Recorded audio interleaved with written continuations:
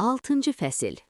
Bu həftə sonu Samirə nəhaliyyət ki, həqiqi mənada dincəlmək qərarına gəldi.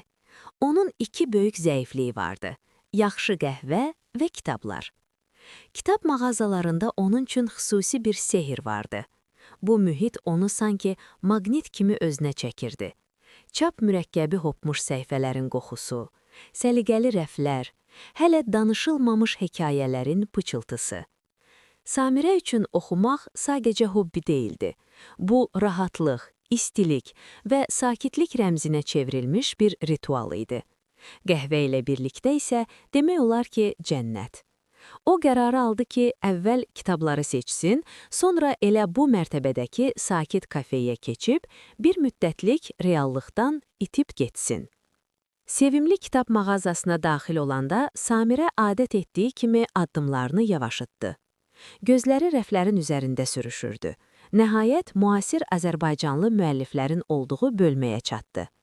Barmaqları Səfərlinin, Abdullayevin kitablarının cildlərinə toxundu və Elçin Asadovun Allah ilə sən kitabında dayandı. Kassaya tərəf yönəlmişdi ki, 6 yaşlarında bir qızcığı gördü. Qız əlində 2 rəngarəng kitab tutmuş, qaşlarını çataraq sanki həyatının ən vacib seçimi qarşısında dayanmışdı. Kömək edim? Samirə özünü saxlaya bilmədi. Mənim üçün də seçim etmək bəzən çox çətindir. Adam istəyir bütün mağazanı alsın.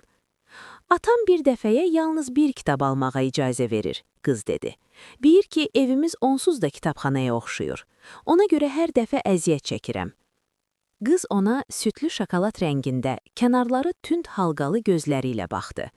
Samirəyə bir anlıq elə gəldi ki, bu baxışı haradasa görüb. Amma fikri dərhal kənara qoydu və anlayışla gülümsədi. Səni çox yaxşı başa düşürəm. Mənim anam da həmişə belə deyir. İstəsən seçməyə kömək edim? Necə? Gözlərini yumursan, kitabı qoxlayırsan və barmaqlarını üz qabığından keçirirsən. Hansı kitab səni seçsə, odur sənin kitabın. Doğrudan? Yoxlamaq istəyirsən? Hə! Qızın gözləri işıqlandı.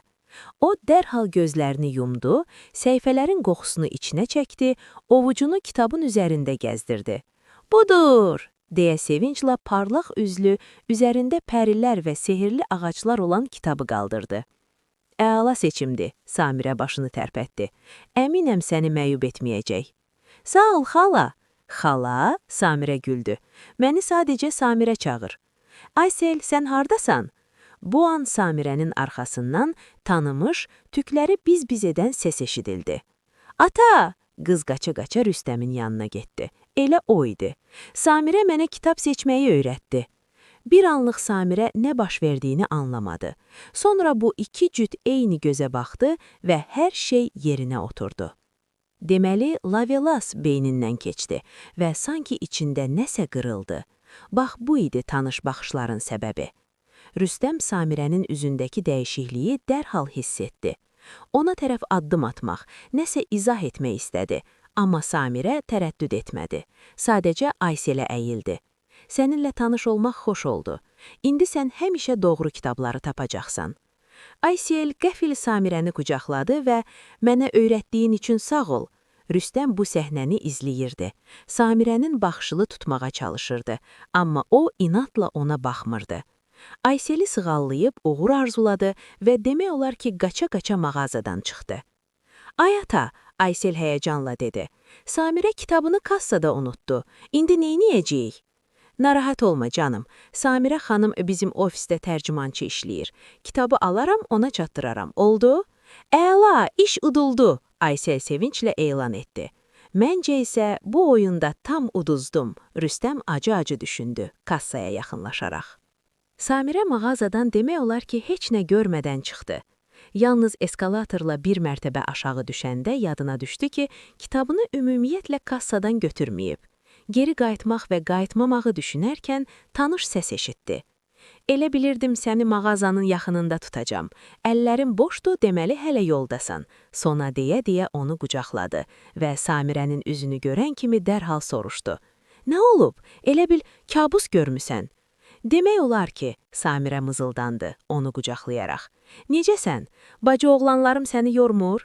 Hərəkətlədirlər, elə ataları kimi. Sona gülümsədi, artıq nəzərə çarpan qarnını sığallayaraq. Gəl nəsə yeyək, yenə acmışam. Görürəm iştiha da atalarına çəkib. Gedək. Salat sifariş edəndən sonra Samirə hər şeyi danışdı. Təsəvvür edirsən, bu onun qızıymış. Mənimlə elə rahat flört edirdi ki, sanki həyatında heç kim yoxdur. Nə arvadından söz açdı, nə uçaqdan. Unut və görməzdən gəl, Sona qəti dedi. Nəsə başa düşməsə, Qalibi ofisinə göndərərəm, hər şeyi çox aydın izah edər. Qalib izah edəndən sonra təkcə ofisi deyil, Rüstəmin sifətini də yenidən qurmaq lazım gələr, Samirə istehzayla dedi. Sağ ol, amma mən özüm bacararam. Haqlısan bacı, sən hər şeyi özün həll edəcəksən, Sona ona qəhvə uzadaraq gülümsədi. O sadəcə deyə bilərdi, Samirə asta səslə dedi, daha çox özünə. Deyə bilərdi ki, qızı var, indi isə hər şey alt-üst oldu. Samirə susaraq pəncərədən baxdı. Fikirləri yenə o qızcağa, şokolad rəngli gözlərə və onun atasına qaydırdı.